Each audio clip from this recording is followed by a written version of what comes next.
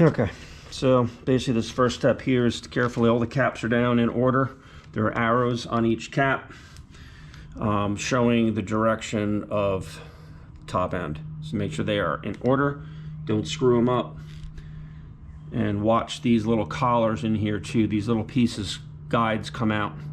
Make sure they don't fall down the engine. You could probably get them with a magnet, but saves a little time. Okay, first thing we want to do is take this tensioner off. So I'm going to be removing the tension. It obviously takes tension off that chain right there.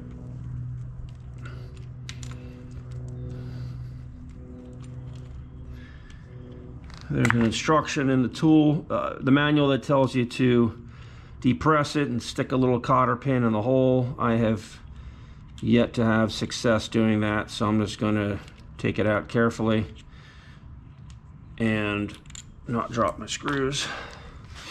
So I'm going to depress it a little bit. Hopefully I can get this thing out. All right, so I'm just going to lift this out very carefully. I'm going to come in a little bit to relax the chain if I can. Of course I probably can't. And get this thing out the way, and the tensioner comes right out, just like that. Carefully set it down. Now I can move the chain around how I want. So I am going to freely take my camshaft.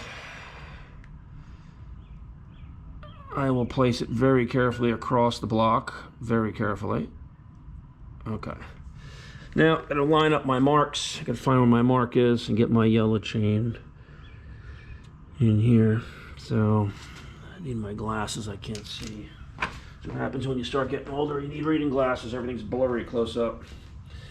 Okay, so to establish my marks, I'm gonna declamp this so you can see.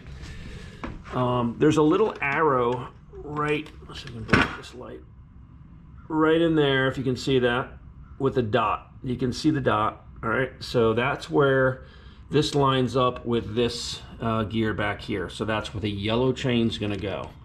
Now I can just advance it, so that bottom one down there is going to be for that. So that's probably where it's gonna set, and then this one lines up with the marks on your cam gear. Now if you notice on the cam gear, I had just took a Sharpie and made some indications on there just to make sure everything is good. But on the back side, where did I see them? Maybe it's the inside of the gear. So on the very inside of that gear, there's a little dot. I'm not sure if you can see that. There's a dot there. That also coincides with the dowel pin if I took this gear off. There's another hash mark. I don't know if you can see that in there. Inside that second gear, there's a little hash mark. And then there's another mark.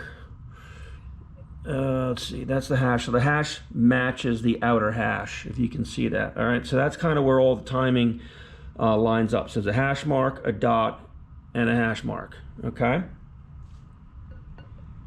Some of you may have done this before and thinking, okay, this guy's an idiot, he doesn't know what he's doing. Listen, I'm a backyard guy here. I'm just trying to read instructions and follow the right way.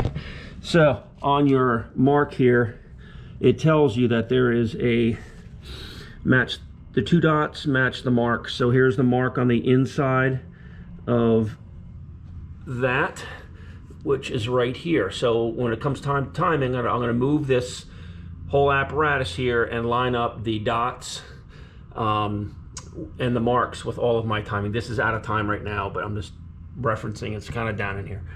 All right, so you got to match this up here with that and everything there. Okay, so once you're all set, you should have something that looks like this, where you have the two yellow chains, you have the dot, and then everything coincides to the outer perimeter markings.